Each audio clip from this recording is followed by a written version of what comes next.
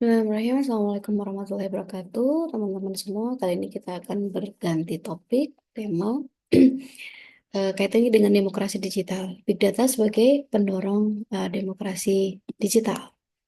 Ya, jadi apa itu kaitannya dengan demokrasi digital? Demokrasi digital itu merujuk kepada penggunaan teknologi digital untuk meningkatkan partisipasi dan keterbukaan dalam proses demokrasi.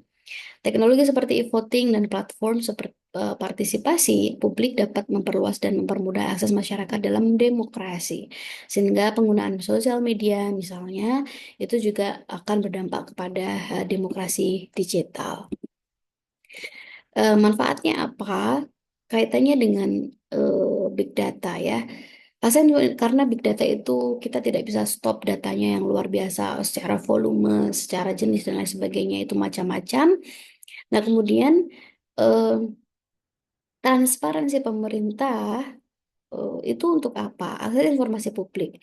Jadi big data itu dapat memungkinkan masyarakat untuk mengakses data pemerintah dengan mudah sehingga meningkatkan transparansi dan akuntabilitas yang ujung-ujungnya adalah meningkatkan trust atau trust publik. Kemudian pengawasan publik. Jadi ketika masyarakat itu tidak bisa mengadu secara konvensional di kantor. Nah, demokrasi secara digital itu juga bisa membantu pengawasan publik. Kenapa? Karena dengan adanya data yang tersedia terbuka, masyarakat dapat melakukan pengawasan terhadap kebijakan dan tindakan pemerintah. Yang ketiga adalah laporan keuangan yang secara juga terbuka. Big data memungkinkan laporan keuangan pemerintah dipublikasikan secara terbuka dengan syarat visualisasinya harus bagus sehingga masyarakat dapat memantau penggunaan dana publik. Nah, itu manfaatnya. Nah, sekarang kaitannya dengan partisipasi publik. Platform partisipasi online, misalnya seperti media sosial, cuitan-cuitan Twitter, kemudian komentar-komentar di TikTok, Instagram, Facebook, dan lain sebagainya, memfasilitasi warga untuk berpartisipasi dalam proses demokrasi dengan lebih mudah dan cepat. Kenapa? Karena kita tidak perlu lagi turun ke jalan, misalnya demo. Itu kan memakan waktu ya. Tapi kalau cara kita hanya di rumah, kemudian ngetik dan lain sebagainya, ya itu adalah membantu proses demokrasi lebih mudah dan cepat. Kemudian adanya survei dan polling digital. Biasanya ini dilakukan ketika akan ada pemilu, quick count gitu ya. Survei dan polling digital memungkinkan pemerintah mendapatkan umpan balik atau feedback dari masyarakat secara real time untuk pengambilan sebuah keputusan. Nah, keputusan berbasis data itu misalnya adalah analisis publik, sentimen analisis. Ya, sentimen analisis publik itu membantu pemerintah memahami pandangan masyarakat terhadap isu-isu. Misalnya kita bicara soal Indonesia gelap, kita bicara soal efisiensi anggaran, dana antara, dan lain sebagainya. Itu yang namanya analisis sentimen. Kemudian rekomendasi kebijakan. Data yang dianalisis dengan baik dapat memberikan rekomendasi kebijakan yang lebih tepat dan efektif. Simulasi dan prediksi, forecasting, membantu pemerintah dalam perencanaan strategi kebijakan masa depan yang akan lebih baik. Nah, kemudian apa tantangan dan hambatannya? Tentu privasi dan keamanan. Ketika kita terlalu show off di dunia maya, maka perlindungan data kita mau tidak mau ya kita data kita terekspos gitu ya. Kemudian ada ancaman siber. Upaya ilegal yang bertujuan untuk merusak atau mencuri data melalui berbagai metode, wal- seperti virus, malware, gitu ya. Nah, ketidaksetaraan akses. Ketidaksetaraan akses ini kita akan bicara soal permasalahan di Indonesia. Permasalahan kita itu sebetulnya ya dua ini. Digital divide, kesenjangan antara individu yang memiliki akses penuh terhadap teknologi digital dan yang tidak memiliki.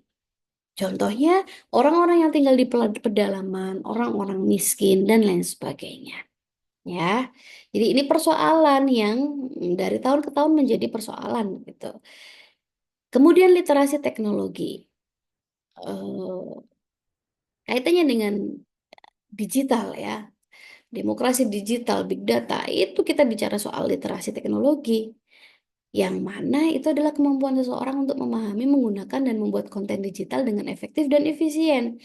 Bukan kemudian teknologi itu digunakan hanya untuk viral, hanya untuk memperoleh AdSense atau uang dan lain sebagainya. Tetapi bagaimana kemudian teknologi itu bisa digunakan untuk membuat konten-konten yang edukatif, efektif, efisien dan lain sebagainya.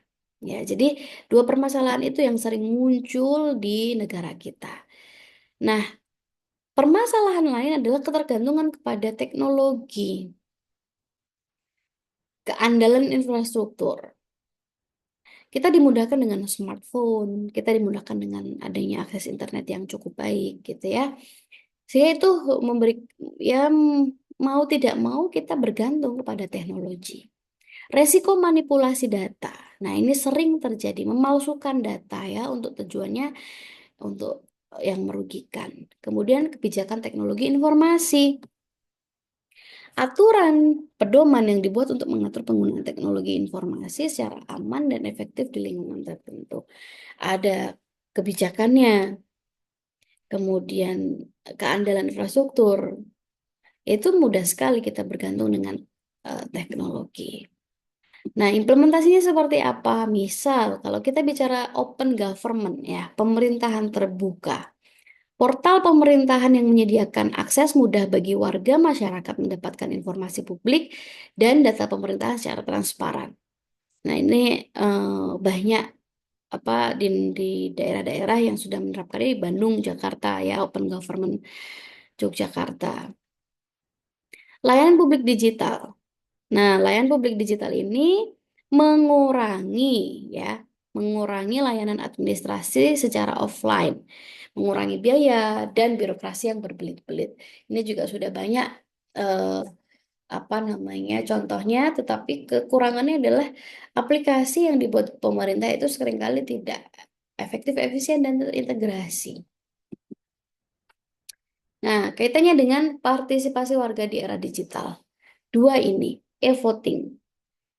Walaupun pemilihan presiden kemarin kita belum menggunakan e-voting ya, tetapi di negara-negara lain e-voting itu menjadi apa namanya partisipasi warga secara digital gitu, dan itu efektif. Yang kedua adalah citizen engagement platform. Banyak peneliti yang sudah meneliti terkait dengan citizen engagement, karena platform-platform digital itu melibatkan warga dalam diskusi pengambilan keputusan publik. Jejaring sosial dan demokrasi. Penggunaan media sosial dalam politik itu tidak dilarang, ya. Mempengaruhi opini dan lain sebagainya itu tidak dilarang. Kampanye digital, pengaruh influencer politik itu juga sering kali dilakukan. Hanya saja yang menjadi catatan adalah bagaimana bahasa-bahasa yang mereka lakukan, marketing ya, marketingnya tidak menjatuhkan orang lain, itu yang masih menjadi PR di negara kita. Oke, ini apa introduction saja dari saya, apa lebih apa namanya detailnya kita bisa bicara di kelas dan kita bisa bicarakan bagaimana kemudian era demokrasi, degradasi intelektual gitu ya mempengaruhi kehidupan kita, bahwa bagaimana dengan adanya teknologi kemudian kemampuan big data yang luar biasa tetapi menjadikan masyarakat kita tidak menjadi lebih pintar tetapi malah justru sebaliknya. Hal-hal seperti itu nanti kita bisa diskusikan bersama. Mungkin itu saja yang bisa saya share ke teman-teman semua. Akhirul kalam. Wassalamualaikum warahmatullahi wabarakatuh.